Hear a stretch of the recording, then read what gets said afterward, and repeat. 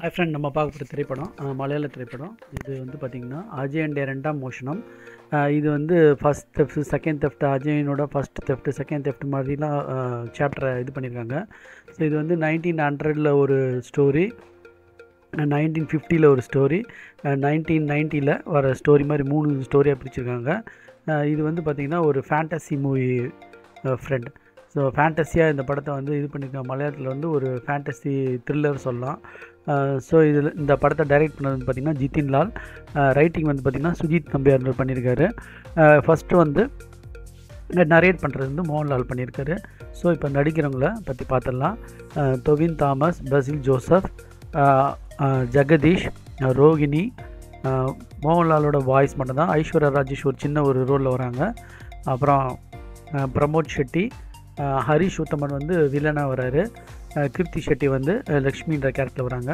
மாணிக்கம் வந்து சுரபி லக்ஷ்மின்னு நடிச்சிருக்காங்க. ஸோ இந்த படத்தில் வந்து நடிக்கிறது வந்து மெயின் இது வந்து பார்த்திங்கன்னா மெயின் ரோல் வந்து தொவினோ தாமஸ் தான். அதை விட்டால் வேறு யாருமே கிடையாது. ஸோ இவருக்கு வந்து நடிக்கிற வாய்ப்பு நடிகர் திலகத்துலேயே வந்து நிறைய சீன்ஸ்லாம் இருந்துச்சு. ஆனால் அது திரைக்கதையால் வந்து பார்த்திங்கன்னா ரொம்ப ஸ்லோவாக போச்சு. ஸோ இதில் வந்து பார்த்திங்கன்னா நடிக்கிறதுக்கு நிறைய வாய்ப்பு இருந்து, இதுலேயும் திரைக்கதை வந்து பார்த்திங்கன்னா ரொம்ப நிறைய இடத்துல ஸ்லோவாக போகுது. ஒட்டாத மியூசிக் படத்தில் வந்து பார்த்திங்கன்னா மியூசிக் நிறைய இடத்துல ஒட்டவே இல்லை. ஒரு 1900 பீரியடில் போய் ஃபைட் போடுவாங்க. அப்போ வந்து பார்த்திங்கன்னா எலக்ட்ரிக் கிட்டார் வந்து அப்படின்லாம் வரும், சம்மந்தமே இல்லாமல் இருந்தது. மியூசிக் வந்து திபுண்டினா தாமஸ் பண்ணியிருக்காரு. ஸோ இன்னும் நல்லா பண்ணியிருக்கலாம். இந்த ஸ்கிரிப்டுக்கு வந்து இன்னும் சூப்பராக பண்ணியிருக்கலாம். ஸோ அந்த மியூசிக் வந்து ரொம்ப நிறைய இடத்துல ஆக்வர்டாக கூட இருந்தது. ஸோ இப்போ இந்த படத்தோட கதையை பற்றி பார்க்க போகலாம். ஸோ அதுக்கு முன்னாடி வந்து இந்த வீடியோ லைக் பண்ணுங்கள், ஷேர் பண்ணுங்கள், சப்ஸ்கிரைப் பண்ணுங்கள். லைக் பண்ணிங்க, அப்டேட் பண்ணிங்க, நோட்டிஃபிகேஷன் பண்ணிங்கன்னா அப்டேட் ஆகிடும். அப்போ வந்து பார்த்திங்கன்னா நான் போடுற வீடியோலாம் உங்களுக்கு வந்து அப்டேட் ஆகும். அது இல்லாமல் நீங்கள் வந்து எந்த படம் லாங்குவேஜாக இருந்தாலும் நான் வந்து தமிழில் தான் வந்து உங்களுக்கு ரிவ்யூ பண்ணுவேன். ஸோ எனக்கு தமிழ் ஆளுங்களாம் வந்து இந்த படத்தை பற்றியெல்லாம் எல்லாம் தெரிஞ்சுக்கணுன்றது என்னோடய ஆசை.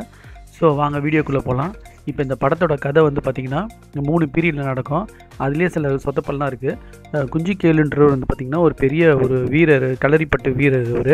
அவர் வந்து ஹரிபுரம் வில்லேஜில் இருப்பார். இது 1900 வர மாதிரி இது. ஸோ ஃபஸ்ட்டு 3D எஃபெக்ட்டுக்காக டைட்டிலில் வந்து பார்த்திங்கன்னா நிறைய ஆஸ்ட்ராய்ட்ஸ், அந்த ஸ்பேஸ் இதெல்லாம் காமிச்சிருந்தாங்க. அதெல்லாம் ஒன்றும் சம்மந்தம் இல்லாமல் இருந்தது. ஸோ இந்த ஹீரோ காட்டுறதுக்கு முன்னாடி ஒரு ஆஸ்ட்ராய்டு கல் வந்து விழும். அந்த கல்லை வந்து வச்சு அந்த ஒரு ராஜா வந்து எடக்கல் ராஜா அவர் வந்து ஒரு விளக்கு ஒன்று செய்வார். அது ஜோதி விளக்கு. அந்த விளக்கு வந்து பார்த்திங்கன்னா ஸ்ரீபுதின்னு சொல்லுவாங்க. அந்த விளக்கு வந்து அந்த கல்லுலையும் மற்ற நிறைய உலோகம் போட்டு செஞ்சதால் அந்த விளக்கு வந்து ஒரு பவர்ஃபுல் விளக்கு. இப்போ வந்து அந்த ஊரில் ராஜா வந்து அவங்க ஆளை வந்து சிறைப்பிடிச்சிடுவாங்க, ஒரு வெளிதேசத்து ஆள் வந்து. அப்போ வந்து இந்த களரிப்பட்டு வீரன் வந்து காப்பாற்றி, குஞ்சிக்கேலு வீரன் வந்து காப்பாற்றி அவங்க ராஜா கிட்டே கொடுப்பான். அப்போ ராஜா கிட்டே கொடுத்தோன்னா அவங்க பையனை காப்பாற்றினோன்னே அந்த ராஜா சொல்லுவார், உனக்கு என்ன வேணுமோ கேளுங்குவார். அப்போ இந்த விளக்கு கேட்பாங்க. அப்போ அந்த விளக்கை அவர் கொடுத்துருவாங்க. இதை எடுத்துகிட்டு வந்து ஊர் மக்கள் எல்லாம், இந்த கேஸ்ட் ப்ராப்ளம் இருக்கும், ஊர் மக்கள் எல்லாம் சேர்ந்து இந்த ஒரு இடத்துல வைக்கணுன்றது தான் இந்த குஞ்சிக்கேலோட ஆசை. அப்போ வந்து பார்த்திங்கன்னா இவருக்கு வந்து ஒரு ரகசிய ஓலை வரும். அப்போ அந்த ஊரில் வந்து அம்மைங்க அதான் சிக்கன் பாக்ஸ் மாதிரி ஒரு நோய் பரவும். அது ஹீரோயினுக்கும் பரவிடும். அப்போ வந்து இவர் பார்த்திங்கன்னா லூஸ் மாதிரி அதை தூக்கின்னு போவார். அப்படியே இதுக்கு ஒரு மருத்துவம் இருக்க தானே செய்யும் அப்படின்ட்டு போவார். அந்த இடத்துல வந்து நல்லா நடிக்கணும், சிரிச்சிக்கினே போவார். அப்போ அந்த இடத்துல தொவினோ தாமஸோட நடிப்பு வந்து ஏன் அப்படின்னு தெரியல, டைரக்டரோட ப்ராப்ளமான தெரியல, இதெல்லாம் கவனிக்கலை. இந்த விஷயம் அந்த எல்லா இடத்துலையும் சிரிக்கிற மாதிரி அவர் பேசினிருப்பார், அந்த குஞ்சிக்கேலு கேரக்டர் வந்து பார்த்திங்கன்னா. இப்போ வந்து பார்த்திங்கன்னா அந்த அம்மா போட்டு இவருக்கும் போட்டுரும். அப்போ வந்து அந்த ராஜாவோட பையன் வந்து அந்த ஒரு ஓலைச்சுவடி, ரகசிய ஓலைச்சுவடி கொடுப்பான். அது பார்த்தா அந்த ஸ்ரீபுதி விளக்கு வந்து ஃபேக்கு, அது வந்து பொய்யானது, உண்மையானது வந்து இது பண்ணல அப்படின்னு அந்த கதை முடியும். செகண்ட் வந்து இப்போ அடுத்த பீரியட் பார்த்திங்கன்னா மணியன்னு ஒரு திருடன் கேரக்டர் காட்டுவாங்க. அதுக்கு இதுக்கும் சம்மந்தம் இல்லையா, அதுக்கும் இதுக்கும் ஒரே கேரக்டராக, அவர் தான் இதுவா அப்படின்ற மாதிரிலாம் வந்து ஒன்றுமே புரியாது. ஸோ செகண்ட் தெஃப்ட்ன்ற மாதிரி சாப்டர் ஆரம்பிக்கும். அவர் வந்து ஊரே தேடும். இந்த கதையை வந்து ஒரு அம்மா வந்து ஒரு பொண்ணுக்கிட்ட சொல்லும். அது வந்து பார்த்திங்கன்னா இந்த குஞ்சிக்கேலை பற்றி சொல்லிட்டு அப்புறம் மணியனை பற்றி அதெல்லாம் கேட்காத, இந்த பொண்ணு வந்து அந்த ஜோதின்று ப்ரெக்னெண்ட்டாக இருக்கான்னு கேட்கும்.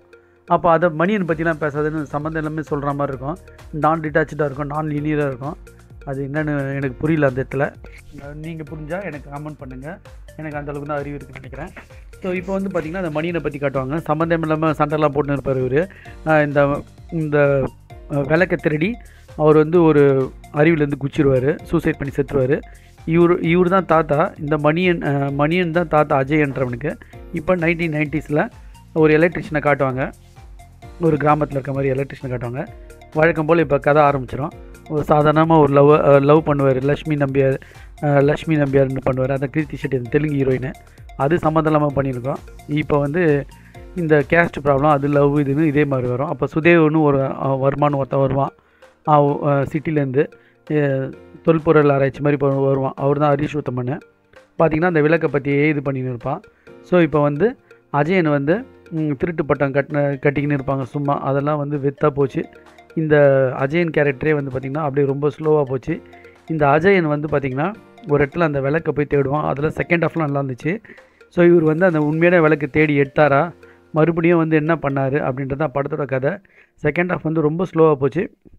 இந்த விளக்கு எடுத்து அவர் வெளியே வரும்போது சுவேஷ்லாம் வந்து மறுபடியும் சண்டை போட்டு வழக்கமாக போயிடுச்சு. கடைசியில் அந்த குஞ்சிக்கேலோட ஆசைப்படி இந்த விளக்கை வந்து வச்சாங்களா இல்லைன்றது தான் படத்தோட கிளைமேக்ஸு. ஸோ ஃபஸ்ட் ஹாஃபில் இந்த மணியன் கேரக்டர் வர்றதுலாம் வந்து பார்த்திங்கன்னா அவருக்கு இன்னும் ஃபோக்கஸ் பண்ணியிருக்கலாம். இந்த ரோஹிணி வந்து அம்மாவாக இருப்பாங்க அஜயனுக்கு. ஸோ இந்த செகண்ட் ஹாஃப்லாம் வந்து பார்த்திங்கன்னா அப்படியே திரைக்கதை தேவையில்லாமல் ஃபைட்டுங்க, நிறைய இடத்துல அப்படியே ஹை ஸ்பீடு, அதாவது ஸ்லோ மோஷன் போகிறது, அதெல்லாம் வந்து படத்தை வந்து ரொம்ப ஸ்லோ பண்ணிச்சு. கடைசி கிளைமேக்ஸ் வந்து ப்ரெடிக்டபுளாக இருந்தது. ஸோ நீங்கள் பார்க்குறவங்க பார்த்து என்ஜாய் பண்ணுங்கள்.